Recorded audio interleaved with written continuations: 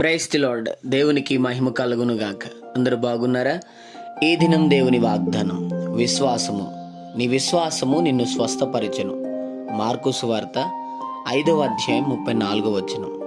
అవును, ఏ విషయంలోనైనాను, ఏ పరిస్థితుల్లోనైనాను దేవుని సన్నిధిలో నీవు నమ్మిక ఉంచటం మాత్రం మర్చిపోవద్దు.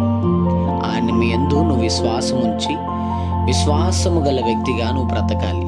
గమనిస్తున్నావా? ఎటువంటి సమస్యను ఎదుర్కొంటున్నప్పటికీ నా దేవుడు ఆ సమస్య నుండి నేను బయటపడేయగల సమర్థుడని నమ్మి ప్రార్థన చేయి.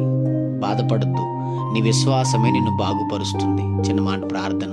ప్రేమ కనికరం గల మా తండ్రి, నీకు వందనాలు.